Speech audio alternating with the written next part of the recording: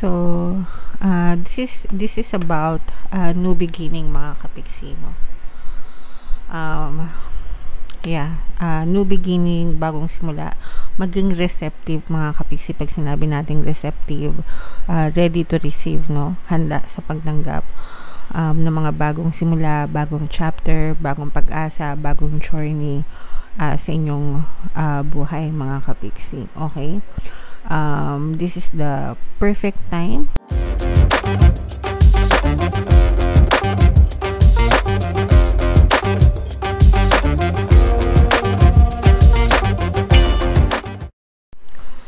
Hello guys, hello Aries, welcome back to Pinay Pixie Tarot. Ang pamagat ng episode natin for tonight is OOTM, Oracle of the Month, para ngayong July, para sa Aries, Sun, Moon, Rising, Sign, and Venus. Meron tayong tatlong set ng decks dito guys. Ito yung para sa spiritual message natin, ito yung sa life, and ito naman yung sa love life. Combination ng positive and negative energy guys. General reading lang, pwedeng mag-resonate, pwedeng hindi. Kung ano na lang yung message na naka-resonate kayo, take that message, mga kapiksi. So, unahin natin itong spiritual message na to guys. We have the number 1 sa ating I Ching deck. So, this is about new beginning, mga kapiksi, no? New beginning, bagong simula. Maging receptive, mga kapiksi. Pag sinabi nating receptive, ready to receive, no? Handa sa pagtanggap ng mga bagong simula, bagong chapter, bagong pag-asa, bagong journey sa inyong buhay, mga kapiksi. Okay? This is the perfect time for you right now to create new projects or start new projects for yourself, yung mga bagay na gusto nyo gawin, yung mga bagay na gusto nyo simulan. You are being encouraged to do so, mga kapiksi. And pag sinabing receptive guys, sabi ko nga, no, ready to receive, no, maging handa sa pagtanggap nitong mga bagong journey na to, kasi itong bagong journey na to, ito yung bagong cycle ng buhay mo, bagong pag-asa, and may mga bagong lessons na matututunan ka, and may mga blessings din nakaakibat yan, mga kapiksi. Okay? So, very straightforward ng message, Aries. So, maging simula ay maging handa sa mga bagong simula, bagong journey sa iyong buhay, Aries. Kailangan mo nang i-let go yung iyong mga past negative, especially negative, no, circumstances. Putulin mo na yung attachment mo doon, hindi na yun nakakatulong sa'yo, and magsimula ka na sa panibagong chapter, panibagong journey sa iyong buhay, para sa iyong growth and development. Okay? So, yan yung spiritual message for you. Yung next naman is para sa life messages nyo. Ito naman yung deck natin, guys. Shuffle ko to habang sinashuffle ko to. Panoorin nyo muna yung video natin regarding sa ating paano mag-manifest ng abundance video course. Kapiksi, sawa ka na ba sa mga struggles at hirap sa buhay mo? Masipag ka ba at masikap sa buhay ngunit hindi ka pa rin umaasenso? Ilang beses ka na bang nag-attempt mag-negosyo at mag-invest pero palagi ka pa rin nalulugi? Sa pagkakataon na ito ay maaaring may subconscious beliefs ka na nagiging balakid sa iyong pag-unlad at pagyaman. Introducing, paano mag-manifest ng abundance video course. Dito ay matututunan mo ma-overcome ang mga balakid mo para tuluyan ka ng umunlad, umasenso, sumagana, maging matagumpay, successful at maswerte sa iyong kabuhayan, pera, trabaho, negosyo sa lapi at kaperahan ng bonggang-bongga. Dali, mag-send na ng email sa pinoypixie@gmail.com at simulan na ang iyong pagyaman ngayon. Alright, so sa lahat ng gusto mag-avail ng course guys, 20% discount tayo until June 30, mid-year sale, i-avail nyo na, sobrang laki ng discount, sobrang ganda ng course, mga kapiksi. So ito yung ating life messages. We have the mirror and the grace. So ito guys, ito ay detachment from your past, sabi ko nga kanina, no? Kailangan matuto kayong mag-detach sa inyong nakaraan, mag-let go, mga kapiksi, para maka-move on kayo sa new journey, maka-move kayo sa new journey, new beginning ng inyong buhay, mga kapiksi. So, kailangan nyong mag-detach from your past. And this is also self-reflection, no? Kumbaga parang i-assess mo, i-analyze mo yung mga bagay na nangyari sa buhay mo, what lessons have you learned during your journey in life, kung ilang taon ka na ngayon, 'di ba? Kahit na wag ka nang masyadong lumayo. Let's say for example, mga 1 year ago or 2 years ago, 'di ba? I-reflect mo kung ano yung mga magagandang bagay na nagawa mo sa sarili mo and kung ano yung mga hindi masyadong magagandang bagay na nangyari sa sarili mo. Ano yung mga lessons na natutunan mo doon and what you could have done better, no?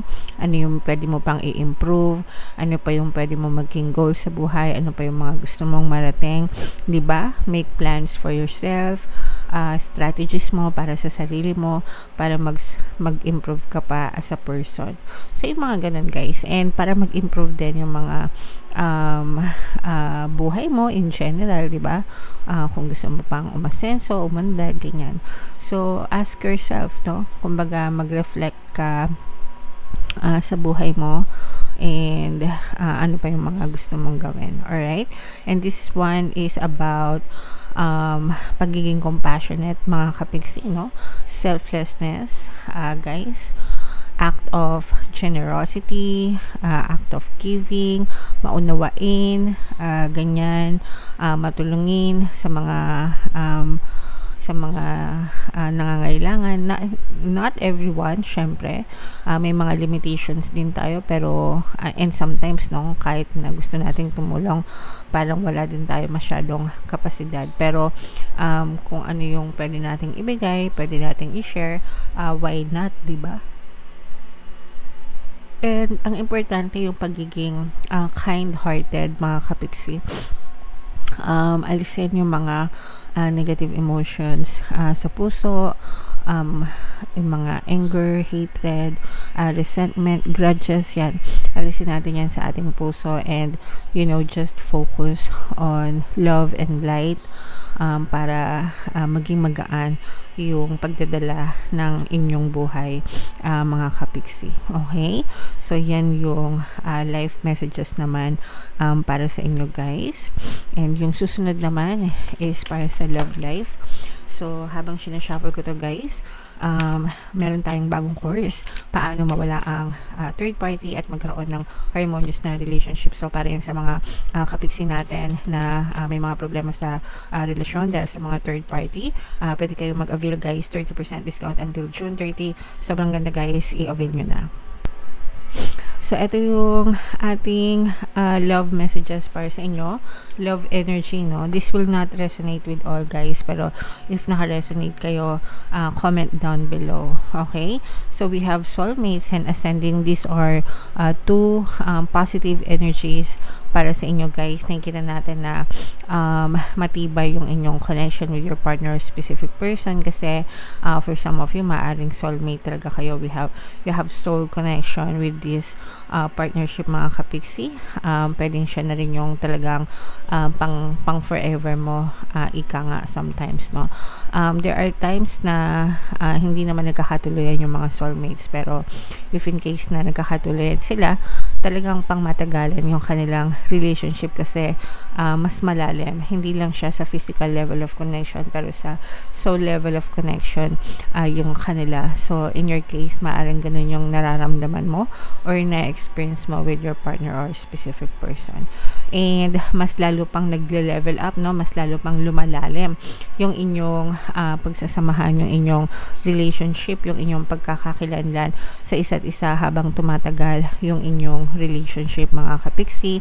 Nakikilala nyo palalo yung isa't isa, doon nyo nare-realize habang tumatagal, doon nyo nare-realize kung gaano nyo kamahal yung isa't isa, yung mga totoong ugali habang nakikilala nyo, whether maganda man or hindi man masyadong kagandahan yung nakikita nyo sa person nyo, pero you are choosing to love the person despite of everything, mga kapiksi. And for some of you, pwedeng nagpe-prepare kayo sa panibagong chapter ng love life nyo, like let's say for example, from GF, BF to mag-asawa or to live-in couples, ganyan. O kaya naman kung mag-asawa na kayo, baka mas humahaba pa yung anniversary nyo, di ba? Ibig sabihin, more years to come pa. And habang tumatagal, mas nakikilala mo pa yung person mo. Sometimes, guys, even if ilang years na kayo magkasama, no? Meron ka pa rin madidiscover na something new sa inyong partner o specific person. Okay? Alright. So, yeah, napakaganda nitong love energy na to. Ito, guys, mind nyo yan, no, sa comment section. At saka ito, mine, no beginnings, bagong simula, mine, soulmate, mine, level up ng relationship. Okay? If naka-resonate kayo, mga kapiksi, comment down below kung saang message kayo naka-resonate. Dito ba sa spiritual, dito ba sa life, or dito ba sa love life message. Comment down below, guys. Ito yung ating mga pampaswerte subliminal, guys. Pakinggan nyo para makatulong sa inyo. And ito naman yung ating success stories ng paano mag-manifest ng abundance video course. Click here to subscribe, guys, and click here to join our membership program. Thank you for liking, sharing, and subscribing. And see you again next time.